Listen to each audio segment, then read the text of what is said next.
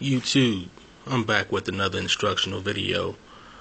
Today I'm going to be showing all you new cats out there that just got your XL how to time stretch your sample. It's real easy. The only thing is with the XL, it's really slow. Depending on how how long your sample is, that's how long you're gonna have to wait. It's gonna be a long time. I mean, the computer does it seconds. My 4000 that I had that I just sold on eBay it would do a nice size sample in like 5 or 6 seconds or whatever. But the XL still does it. You just gotta wait a while. And I chose a sample. I sampled a song off of YouTube, and I actually have the record. It's a old impression song called "I Can't Stay Away From You," and nice mellow guitar by your man Curtis Mayfield, one of my favorite producers, and I sampled it. I actually used the digital outs. I have the 8 outs on my MPC, so I sampled it through the digital ends on my MPC, and here's the sample. It might be kind of low.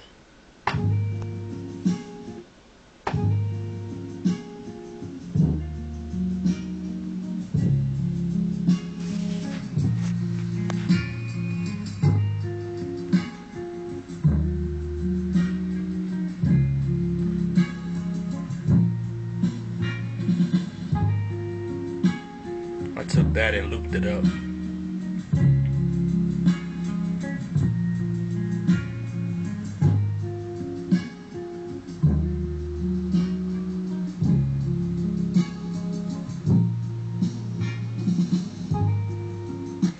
Yeah, so I looped that up, and actually I put it in a sequence too.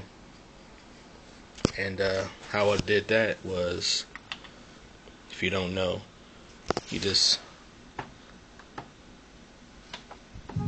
find the pad with your sample on it that you want to put in your sequence. And what I usually do is just play the pad and use the tap tempo button to find the tempo of your sample. So when I did that, it put it around 54, 53, and I played around with it until it fit snug into the tempo of the sequencer.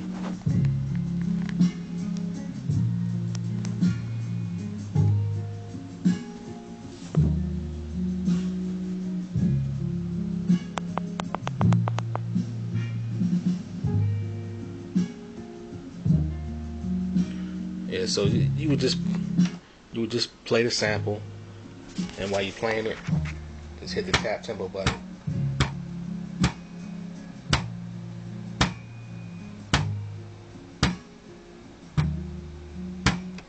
Like so, and it would put you around the tempo or the BPM actually of your sample that you want to put in the sequence. So once you get that, suppose you want to make the sample a little bit faster. Yeah, you got many ways to do this. What I usually do is go into trim,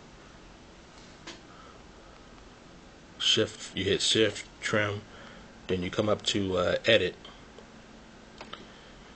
and you go all the way to time stretch, and you see the BPM function right there, because you want to change the BPM, and so it'll say 53. I'm gonna change that. It says source tempo 53. I'm gonna change it to 54 because that's what my sequence is set to, 54. And the new tempo is the tempo that you want to change it to. If you want to go slower, you would go backwards, but I want to go faster, so I'm gonna put it at 675 actually. And when it's finished stretching it,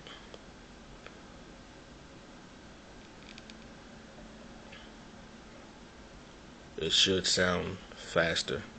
So I'm gonna go ahead and hit the do it button, and remember it's gonna take a while, so I'm gonna pause the video, and then when it comes up I'm gonna restart it up. So it's processing now. Alright, we're back, and it took about a good 2 minutes for it to time stretch that sample.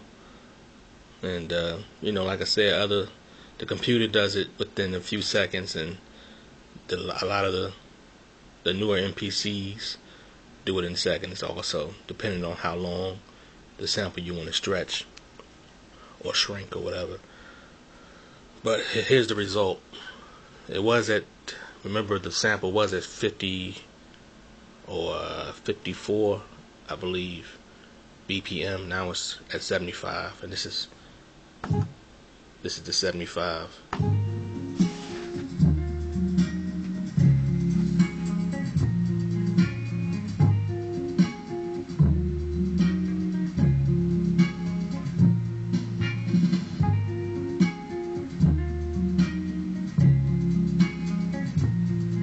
You hear those hi-hats going faster too.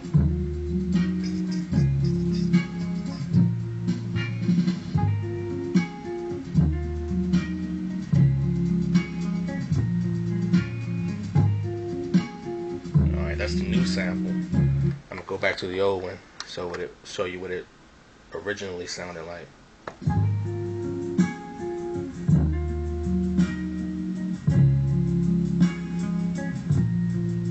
This is at 54 BPM, and this is at 75.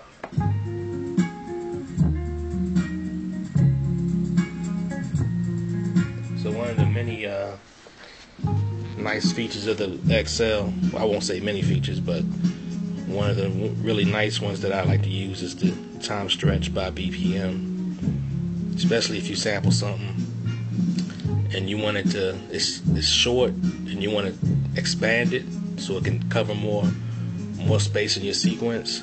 I'll go into BPM and time stretch it by its BPM.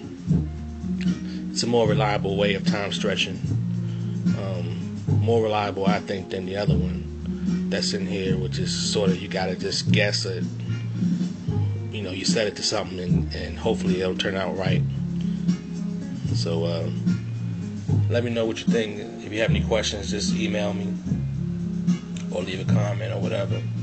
And until next time, bye-bye.